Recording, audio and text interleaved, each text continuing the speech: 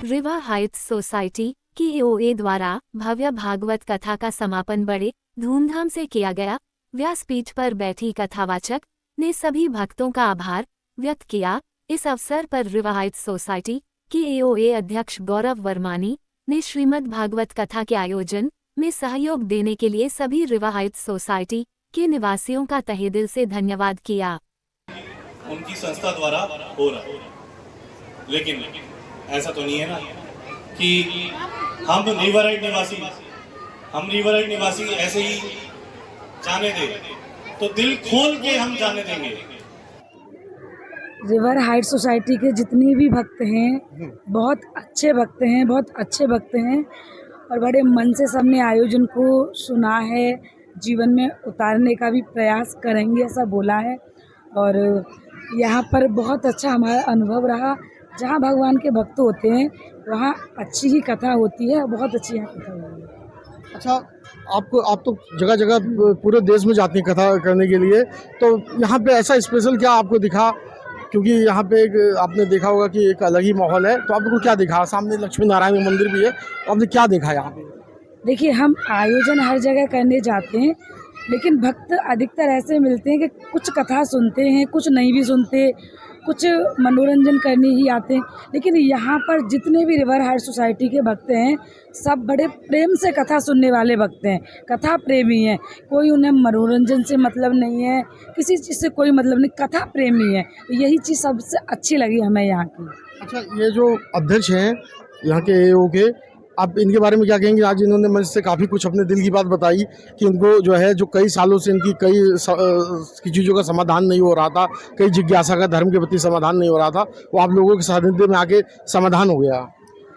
अध्यक्ष जी सबसे पहले तो एक बहुत अच्छे व्यक्ति हैं और बहुत अच्छे भक्त हैं, दोनों ही हैं वो। और जो भक्त होता है उसकी पहचान ही होती है वो सबसे पहले वो एक अच्छा व्यक्ति होता है। और ये यहाँ के अध्यक्ष हैं और जैसा अध्यक्ष एक व्यक्ति को होना चाहिए, यानी जैसा राजा प्रजा को मिलना चाहिए, वैसे उनमें सारे गुण हैं। वो अपने से पहले सबके सोसाइटी के लोगों को रखते हैं। उन्होंने इस आयोजन में भी बहुत मुख्य भूमिका निभाई है। सर्वप्रथम हमारी उन्हीं से बातचीत हुआ तो बहुत अच्छा इन्होंने यहाँ भूमिका निभाई है, भक्तों को जोड़ा है अपने द्वारा और इस आयोजन को पूर्ण अच्छे से हुआ है। तो सबसे ज़्यादा योगदान हमारे सोसाइटी के साथ साथ सबसे ज़्यादा अध्यक्ष जी को इसका योगदान जाता है। ये सब प्रभु की इच्छा है, ये कोई विचार नहीं आया। मैं साफ बता दूं, जितने भी हमारे कार्य होते गए हैं मैंने ये देखा है कि एकदम से होते गए हैं और ये सब प्रभु की इच्छा से होते गए हैं। हमने किसी भी चीज़ की कोई इच्छा रखी नहीं थी, ये सब प्रभु ने अपने आप ही रास्ते बनाते गए और करते गए। फ़ोन आया और बात हुई कि ऐसे एक हम रख सकते हैं आपके यहाँ भागवत कथा, तो मुझे किसी मित्र ने बताया, तो मैंने कहा ठीक है, मुझे एक बार बताइए कहाँ होता है।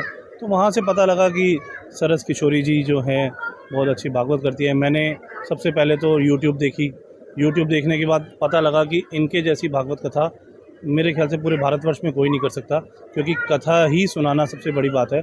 बीच में इधर उधर की चीज़ें जो शुरू हो जाती है वो हमने कई कथाओं में देखा है, वो चीज़ ना हो और इस कथाओं में बस कथा ही सुनाई दे।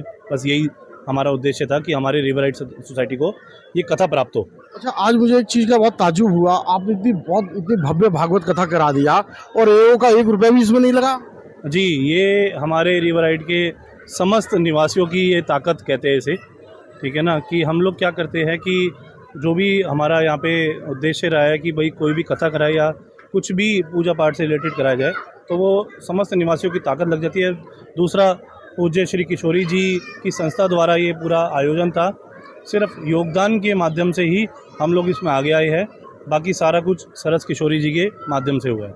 अच्छा, अब क्योंकि इतनी अच्छी सफल कथा हुई, इतना अच्छा आयोजन हुआ, इंद्र देवता भी मेहरबान हुए इस आयोजन में हैं, तो अब क्या रिवर हाइट के लोगों को आप क्या आभार क्या व्यक्त करना चाहते हैं?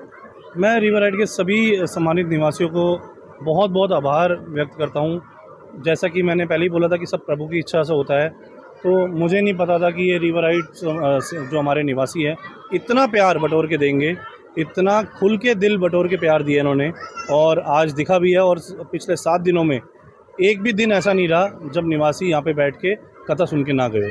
सारे निवासियों ने कथा सुनी और बहुत प्यार से अपने भजनों में नृत्य भी करा है और पूरे मग्न होके ये कथा सुनी है। अच्छा, आगे आपने कुछ सोचा होगा कि अब अगली बार आपको क्या करना है, क्योंकि 7 दिनों में कोई तो संकल्प आपने सोचा होगा।